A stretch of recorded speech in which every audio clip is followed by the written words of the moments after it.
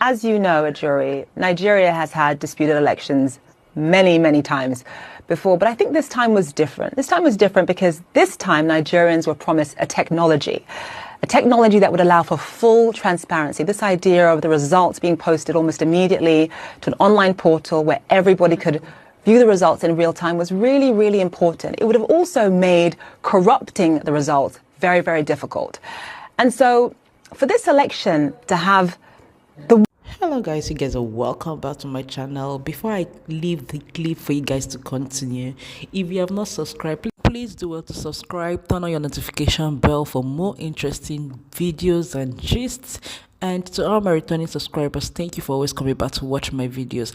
I'm gonna see you guys in my next video. One piece of technology, the one thing that would have made corrupting the results difficult, all of a sudden that technology doesn't work. Can you see why many Nigerians are skeptical? Thank you very much for having me, Zain. Let me start from the fact that your framing of the situation is factually inaccurate. And I want to be very precise about why I say that. Tell me why. Tell me why. Yes, the technology didn't work. No, I'm sorry, man. If you don't interject, I'll explain why your framing is inaccurate. Because you've said that only one technology essentially was introduced to essentially uplift or firmly accredit the legitimacy of the election. That is not true. You're referring to the IREV portal, which is the results electronic verification portal that was brought into place by the Electoral Act that ironically was... I said it would allow for full transparency. I said it would allow for full transparency. I really do want to answer you, but I can't do that if you're answering your own question.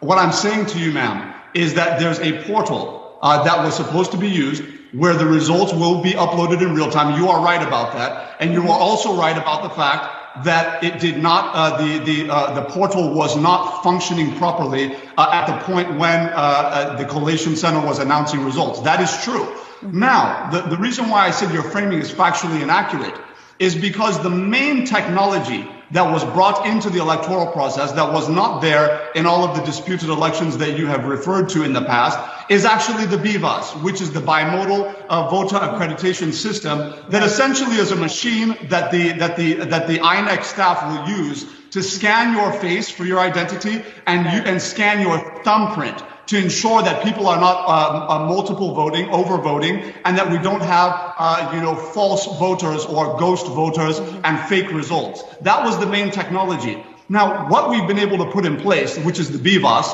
right, had an 88% rate of functionality, of workability. That's important to note.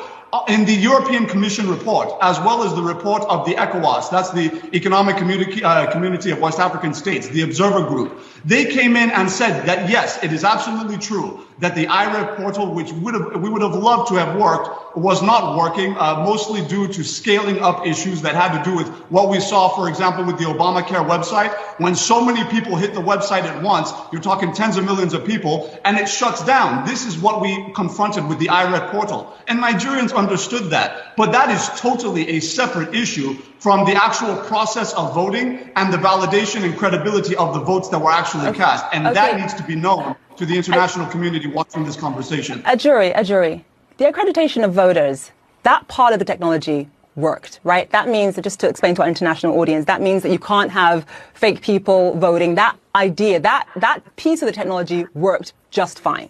However, it is important to note the reason why there are so many Nigerians, millions of people across the country right now, you know the mood of the country, who are disheartened, is because the other aspect of the technology, the part that was supposed to allow for full transparency, I'm not talking about the accreditation of voters, that worked, you're right about that. But the part that was supposed to allow for full transparency, the fact that that didn't work let a lot of Nigerians down. Because as you know, there have been disputed elections in the past. In fact, the APC has disputed elections in which the PDP won. So you know what I'm talking about. When you have a system where the transparency is lacking, and INEC had 4 years to prepare for this, and they failed the people essentially, my question to you is, can you understand why there is skepticism here? First of all, let's appreciate the fact that when we talk about the IREV portal, to say that it did not work at all is not true. What was the issue was that we did not upload all of the results in a time frame. There were major delays. There were major delays. Exactly. And that's the problem.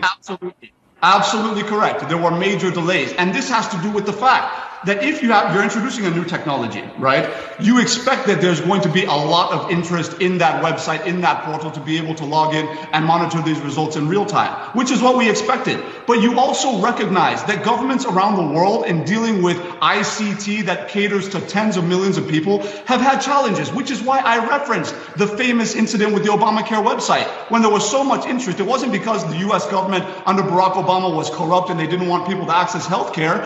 It was because the technology could not carry the instantaneous and massive demand that was placed on it in the moment that it was supposed to be used. This is what happened with the IREF portal. Fortunately for us, Nigerians are discerning and intelligent people, and they recognize that the scaling up issue is a real one that happens around the world. It just so unfortunately happened on the day of the election. But people also recognize that the process is not just about the IREF, and we should not deceive our viewers here. When we talk about the IREF, what it does, in effect, is it puts online the results that all of the parties had already mutually agreed to. So, for example, at the polling unit where you have the BVAS, ensuring that you don't have fake voters, which is historic, by the way, we should get credit for that because it did work, even by your own admission. Once that is done, what happens is that agents from all parties, including the Labour Party under Peter Obi, as well as the PDP and the APC, all of them are at the polling unit and they watch the process take place, and all of them have to sign on the dotted line to say, yes, it is true that the ballots read out are reflected on this result sheet. Once that result sheet is collated at the ward center, the local government collation center, and the state center, it's now sent into that IREF portal. This is the issue, Zain, is that many of the people you're talking about, whether it's PDP, Labour Party, or APC, they're not disputing the actual result. They're just disputing the fact that it didn't show up on a screen the way it was supposed to. It's not about the result. Many people actually are disputing the result. We'll get to that in just a second. But when you think about the other things that there have been concerns about, when you think about the other things that there have been concerns about, and we can put the technology aside for 1 second. I mean, when you hear that, you know, as a Nigerian, I'm sure this also disheartens you. When you hear that election workers were threatened, right? That people were told you will die unless you make amendments to this paperwork in terms of what happened at the ballot. I mean, when you hear about that, when you hear about violence, I mean, we ran a piece yesterday showing thugs essentially running into a polling unit and attacking people. You know, there was one woman who had her left eye closed shut because of what happened to her. When you hear about that level of violence, and in addition to the technology not working the way it was supposed to, does that meet your definition of a credible election? You know, what's most interesting about the question you've asked me, first of all, I'm going to answer your first question, which is absolutely it's disheartening at any point in time in which a process that you have methodically built to prepare the freest and fairest election in Nigeria's history has any kind of encumbrance, has any kind of glitch. Of course, that's something that disheartens me as a Nigerian. But beyond that, we also recognize that human processes are going to have human frailties according to the actual input of the actors involved. You've referred, and this is very interesting, is there's this widespread narrative out there, right? And this tends to happen when on international news programs, we talk about the developing countries, especially African countries, is that when something goes wrong, it's the fault of the ruling party. It's the fault of the incumbent government. That's the knee-jerk reaction. Interestingly, the example you cited with the woman with her eyes shut, that was actually a vote that took place in the southeastern part of the country where you are from, right? Where that Peter Obi won massively. The Labour Party won over 90% in the southeast, right? Of course, he is from the southeast. So when that happened, there were instances of violence throughout the country. There were incidents of violence throughout the country. For the ruling party in the southeast instead of the Labour Party. These are real issues. So my point is that it's not a political party issue. This is about the fact that you have individuals in all the political parties looking for undue advantage in certain regions to essentially suit their own interests. And what we have done is to leverage on BVAS and many of the other technologies to ensure that as much as humanly possible, we limit some of the criminal tactics of some politicians in these localities.